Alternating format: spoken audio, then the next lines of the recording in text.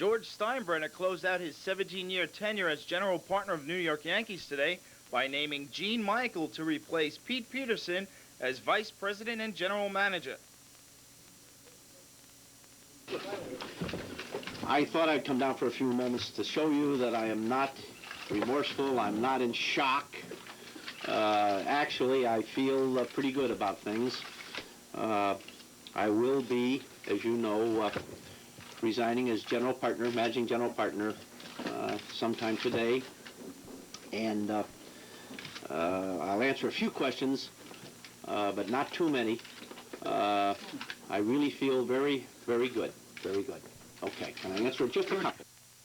We have a good system, and I will admit, one thing that I never realized could happen was that you could bring young players in here, rookies and young players, and have them be as accepted as they are. I never believed you could do that in New York. I thought you had to have established stars all the time, and that would be the... And this year, some of the press, of which you were one, convinced me that you could, in fact, bring these young players in and go with them. We have, out of the 8 players playing, 6 of them, I think, are 1 year or less. I never thought that that could be exciting enough for New York Yankee fans.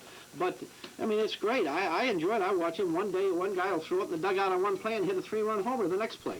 See, I never figured that that would go in New York, that New York would be patient enough to give you time to develop your team and with a young talent.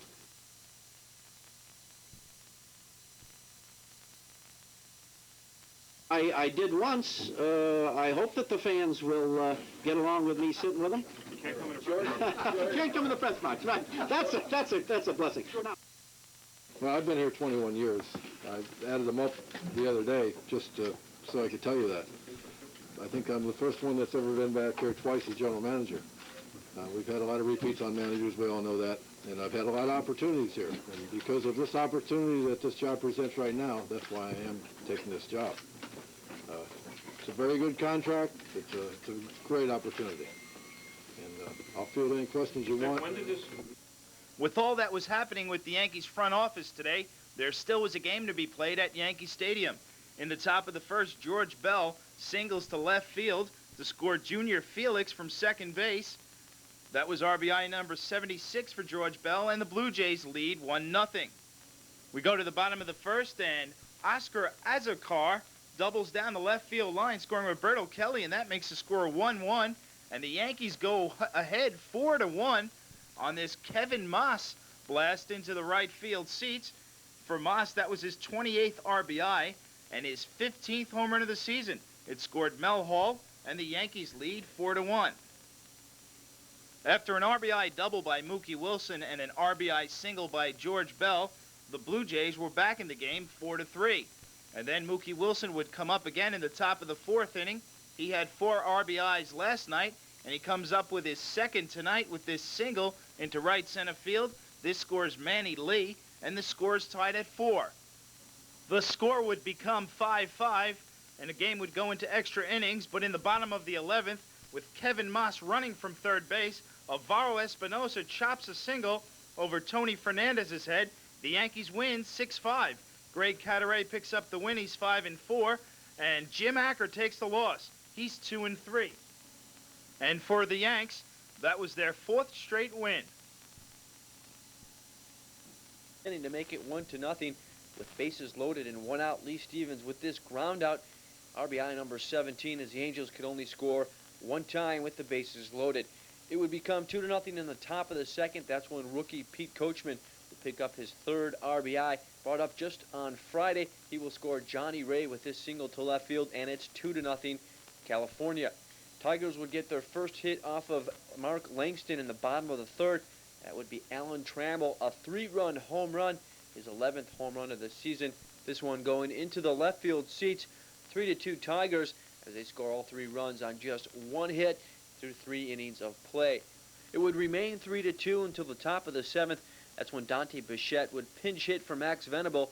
Bichette triples over Mosby's head in center field. Dick Schofield comes in to score RBI 49, and we are tied at 3. The Angels would score 2 more in the inning. The go-ahead run by Pete Coachman. This RBI double to left center field scores Dante Bichette, and it is 5-3 after 7. And that would be all the runs Mark Langston would need. He gets his first back-to-back wins of the season. 8 strikeouts with 7 innings pitched. He is now 7-15. Brian Harvey comes on to pick up the save. Number 16 for Harvey. Paul Gibson takes the loss in relief. He drops to 3-3 as the Angels defeat Detroit by the score of 5-3. In the Montreal Expos in San Francisco Monday night to take on the Giants. The Giants' Kevin Mitchell would get things started in the bottom of the 3rd inning. Mitchell delivers this single into left field. RBI 69, scoring Brett Butler, and San Francisco leads it 1-0. Tim Wallach would tie the score with this C&I single into left field. His 73rd RBI, scoring Davey Martinez. That in the top of the 4th. We are tied at 1. Kevin Mitchell would break that tie in the bottom of the 5th. A hardliner off of Wallach at 3rd. He can't handle it. Mike Kingery comes around to score 2-1 San Francisco. Both teams would exchange sacrifice flies to make it 3-2 San Francisco. But then Will Clark with this big home run in the bottom of the 7th. A solo shot, his 16th of the season. RBI number 77 for Clark. 4-2 San Francisco. As you take another look at that Will Clark swing, that would be the final 4-2. The Giants defeat the Expos. Don Robinson would go the distance as he goes to 9-4 on the season. Gets the complete game. He is now 3-0 in 6 starts at home for San Francisco. Kevin Gross takes the loss, dropping to 8-10 as the Giants defeat the Expos 4-2. Major League Baseball Monday night at Jack Murphy Stadium in beautiful San Diego. The New York Mets are in town to take on the San Diego Padres. In the bottom of the 2nd inning, Benito Santiago hits a sacrifice fly to center field. Jack Clark scores, and the Padres lead 1-0. That was Santiago's 38th RBI. In the bottom of the 5th inning, Darryl Strawberry hits a line drive to deep center field, but Sean Abner comes up with the running snow cone catch. Abner was okay. That was the final out of the inning, and the Mets failed to get on the scoreboard.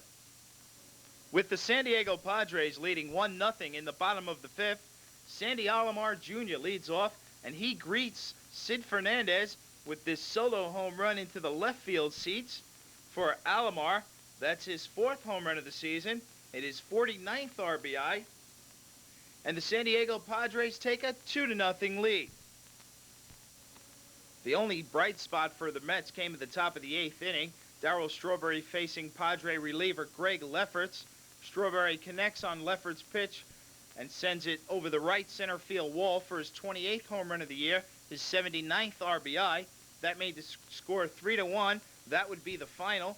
Bruce Hurst got the win. He's 8-8. Sid Fernandez took the loss. He's 8-10. And the save was Greg Lefferts, his 20th. The Mets had a scary moment in the top of the 8th inning. Mark Carrion rounding 3rd base on a ground ball by Greg Jeffries. Badly twists his knee. As you can see again on this replay, Carrion rounded the bag and twisted his knee trying to stop to get back to the bag. Unfortunately, Carrion had to be taken off in a stretcher.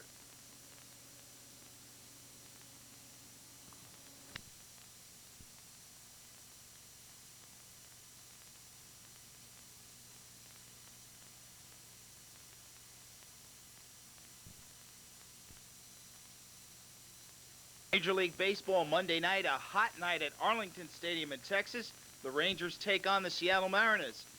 In the top of the 3rd inning, Alvin Davis loops this double into the right field corner. This scores Reynolds and Briley, and Seattle leads 2-0. And then at the top of the 5th, Ken Griffey Jr.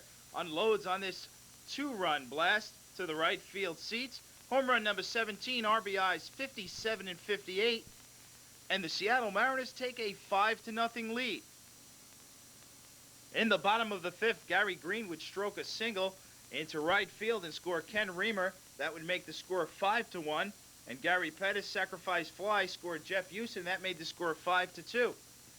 And after 5 innings of play, it's the Seattle Mariners 5, the Texas Rangers 2. In the bottom of the 7th, Pete Incaviglia will break an 0-for-24 slump with this single, scoring Green from second base, his 68th RBI of the season, and it's 5-3. Still in the bottom of the 7th, Julio Franco hits a ground ball that gets by Mike Brumley, and Pete Incaviglia scores. Then in the bottom of the 9th, Julio Franco comes up and laces this single over the drawn-in outfield head. This scores Pete Incaviglia to win the game. Rangers win 6-5. Mike Jeffco gets the win. He's 4-5. And the loser's Mike Jackson. He's 5-5. Rainy Comiskey Park, Tony La Russa and the A's in town to take on Jeff Torborg's White Sox. And a pair of rain delays halted the beginning of this game. First a 15-minute delay, then they played a little bit, and then another 11-minute delay while they fixed up the field. They came back to play in the top of the first with one out and one on. Jose Canseco doubles deep to left center field. Lance Johnson slips. Meanwhile, Carney Lansford comes home to score. Canseco's 10th double on the year, his 84th RBI, and it was 1-0 Oakland as you take another look at the soggy conditions at Comiskey Park. Well, things got worse in the bottom of the first. Hard to believe that they're even playing this game with the field as bad as it is. Carlton Fisk, with 2 outs, will bloop this single into center field. Dave Henderson races up, traps the ball, and as he gets up, he hurts his right ankle. Ivan Calderon scores on the play. Fisk ends up with an RBI single, his 41st RBI of the season, and it was 1-1. And as it turns out, Dave Henderson sprains his knee on this play, as he would have to leave the game. As you take one more look, the ball one-hops. He catches it on the one-hop. Now watch his right knee and ankle as he gets up. He kind of twists it, and Hendu actually sprains it on the wet playing surface at Comiskey, so he has to leave the game due to a sprained knee. But they kept playing anyway, despite the rainy conditions. And the next batter up was Frank Thomas, and he will hit this deep fly ball into right field. Jose Canseco running back on the ball. He slips and falls. Coming around to score are Dan Pasqua and Carlton Fisk. Thomas ends up with a triple, his 3rd of the season, 2 RBIs, 8 and 9. That made it 3-1 Chicago, as it's very, very wet at Comiskey.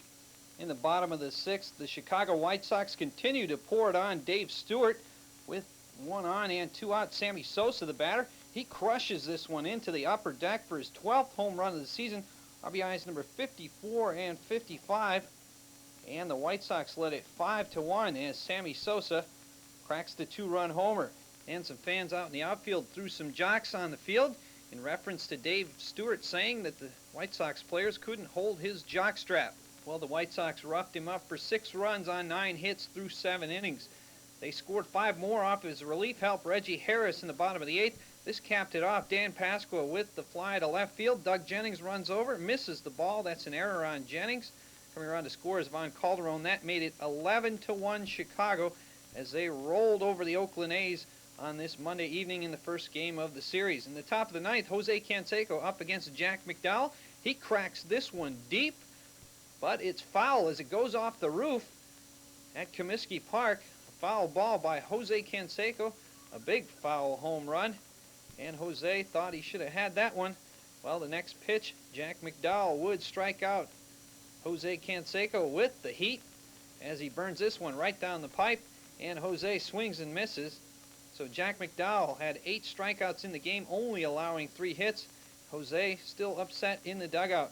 Well, Jack McDowell goes all the way for the complete game victory as he throws a 3-hitter and strikes out 8. Here he gets Mark McGuire to wave at that one to end it. The final 11-1 Chicago. McDowell gets the win. He's now 10-6.